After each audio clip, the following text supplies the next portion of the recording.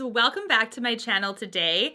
In today's video, I'm going to be sharing with you guys overhyped influencer skincare products that I would never ever recommend, nor would I use myself. This video is all about some products that I have done some incredible deep diving into ingredient lists for you to just see exactly what's good and what's not. I'm actually really surprised why these things are so super hyped, but nonetheless, let's get right on into this video. So the first products I want to talk about that I think are so incredibly hyped and definitely not worth all of that hype is this Tula Cleanser. So if you guys haven't heard of this brand, I am very surprised because this brand has been pushed so much between bloggers, influencers, like everybody basically saying this is so good, it's probiotics, blah, blah, blah. Probiotics are going to make sure that you don't have any inflammation, make sure you don't have any irritation, really clear, beautiful skin. The reality is this little bad boy has a ton of irritating ingredients which essentially negate whatever probiotic benefit it had. This is the Purifying Face Cleanser. Supposedly it is a deep, gentle cleanser. And this one has lemon oil, orange oil, fragrance, linalool, which is another fragrant ingredient, and some interesting bad alcohols in here too. So bad alcohols are low molecular weight alcohols that are essentially very detrimental to the skin barrier. They're skin disruptors and they don't do anything good for your skin. So this to me, you guys, makes not a ton of sense why it's pushed so much, because this is something that has so many irritating ingredients in it. You're going to get that inflammation and the irritation over time. And to be honest with you guys, I've tested this cleanser and I will talk briefly about this day cream. I only did purchase these two when I was in Hawaii back in December because the airliner lost our luggage. I had absolutely nothing with me and I fell for the hype too. I thought, oh, isn't this a good skincare brand everybody's saying? No. The same ingredients go for this bad boy. This is the moisturizer and this is the hydrating day and night cream.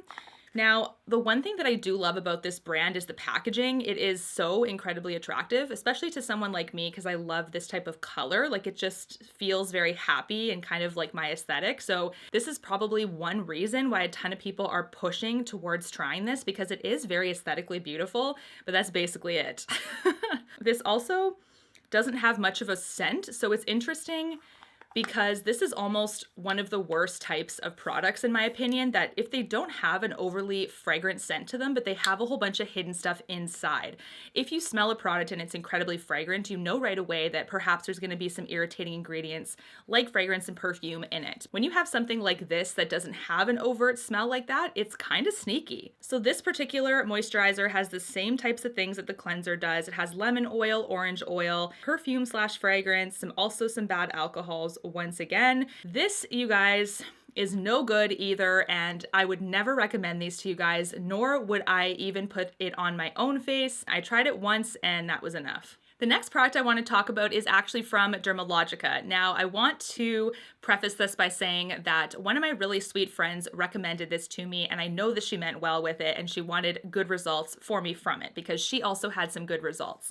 So this is something that I have tried for the last little while, and I tried to figure out why on earth this wasn't working for me as well as it did for my friend. This particular product I'm talking about is called the Multi-Active Toner from Dermalogica. This is an incredibly expensive toner as well, considering. If you want, I can do a full video on this as well as on Tula if you want any more information. This is something that is a huge miss for me and something I will not recommend to you guys because of the ingredient that is in here in incredibly strong amounts, and that is lavender oil. So I have learned that lavender oil is a very irritating ingredient. Now, this is something, of course, that I just wanted to give you as food for thought.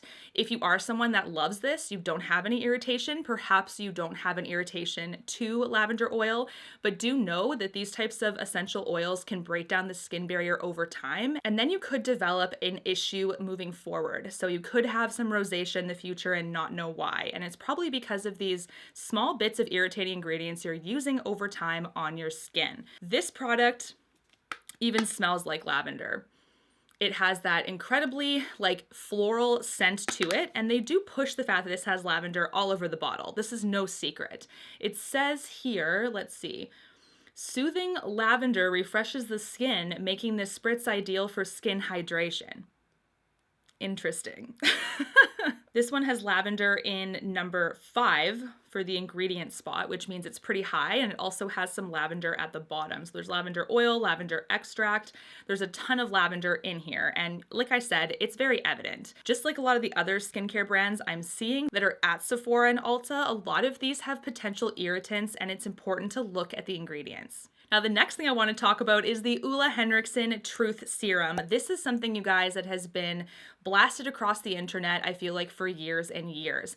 Ole Henriksen does spend a ton of money on marketing, I feel like, because they put in some very popular influencers behind their brand. The most recent one being James Charles. I have seen some other ones as well that have in the millions of followers. So this guy does not play around. Now, the Truth Serum is something that I personally fell a victim of many years before. I did a whole video on the Ole Henriksen line, by the way, if you want to see more. I will link it in the description box. But the Truth Serum has so many irritating ingredients. It is absolutely insane.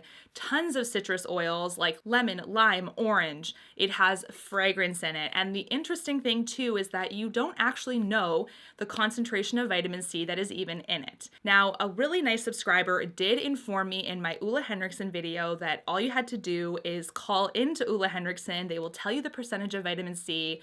But to be honest with you, that doesn't make sense to me. I think that's an incredibly dumb way for them to market a vitamin C serum. You should put it on the serum. I don't think the consumer should have to call in to figure out how concentrated your product is. You should tell the consumer what they want to know. I feel like that's marketing 101. Like, I don't know. But anyways, once you open it up, it is so incredibly fragrant. I do think that Ole Henriksen's marketing kind of line with this was like, vitamin C is in oranges. We need to make it smell like oranges too to kind of attract someone towards the product. In reality, you ingest oranges, you don't rub oranges all over your face. So two very different things, and definitely not something I will ever recommend to you guys. Now, I've gotten a lot of requests for this particular brand, and if you want, I can do a full video on this, but there is one other brand I will not recommend moving forward at all in any capacity whatsoever, even if the ingredients are thebomb.com, okay? That is Sunday Riley. Now, Sunday Riley has been guilty of posting fake reviews for their products. This, to me, you guys, says it all. I feel like this is enough evidence to tell the consumers that they don't trust the experience of their products enough to actually have honest, real reviews. I don't think that they wanted consumers to weigh in just in case it wasn't effective or whatever. I don't know if this was some kind of marketing strategy, but I feel like a lot of other companies do this and it still hasn't been exposed or anything, but they have definitely been exposed to it and it is so disgusting. This is a brand I'm not going to support. In the land of skincare and makeup, we have a ton of products, a ton of options. Companies cannot afford to do this. So for that reason alone, I have lost complete trust in this brand. And even the products I did test in the past, I tested the Luna oil, the cleansing balm, the Tidal water cream, and the Good Genes formula. I will say that the Good Genes formula was kind of like an off-putting smell, but to be honest, it was kind of attractive to me because I knew they didn't have a ton of synthetic fragrances in it or anything. And it did minimal resurfacing, but I would say the rest of the other products were kind of unremarkable for me. They didn't really do a ton and they're super expensive. So the little evidence on that side, the big evidence of fake reviews, means no to Sunday Riley. This next one pains me so much because I have fallen a victim to it. And I wish I didn't, but this is the La Mer Creme de la Mer.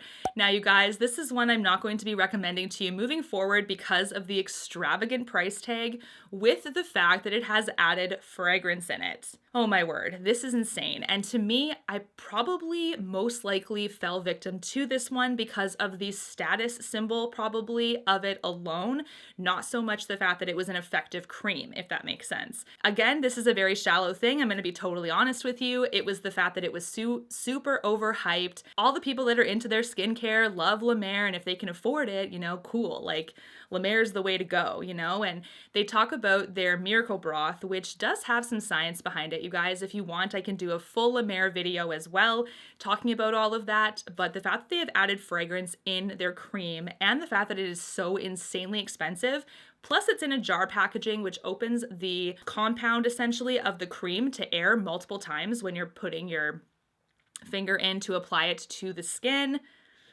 Interesting. Is it worth the hundreds of dollars? Probably not. I also found that it was a moisturizer for me when I used it back in the day that was just okay.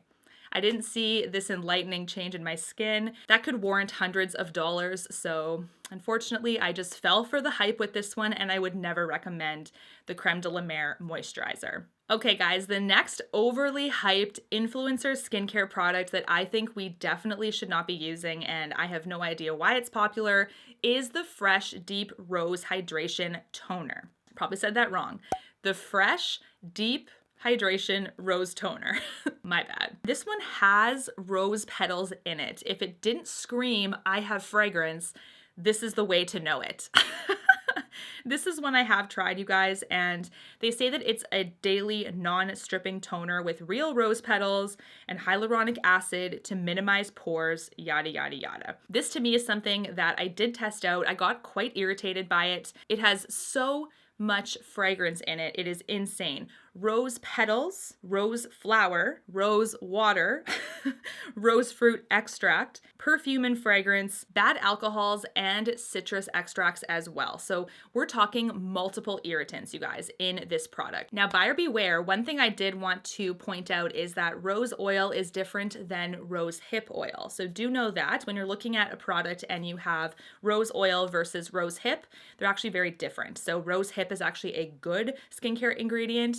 Rose oil itself is fragrant, sensitizing to the skin, and just no good over the long term. It's definitely for a certain aesthetic and someone that probably is into roses, but roses also give off the vibe of like luxury and, you know, like status potentially, things like that, because getting roses is always a nice feeling. So perhaps they are doing that as their marketing, but it is no good for your skin. What do you think of these overly hyped influencer products? Do let me know down below if you have a skincare item that you think is overly hyped and really isn't worth all the attention. If you like this type of video, do give it a thumbs up and let me know so I can do another one if you're interested in more overly hyped products. I'll definitely do one for makeup as well, so stay tuned. And until my next one, guys, take care. Thanks so much for watching. Bye, guys. You and me, everything that we've been through has made us strong. You won't believe we've had our gray, but somewhere there's a light inside of us. It shows the way.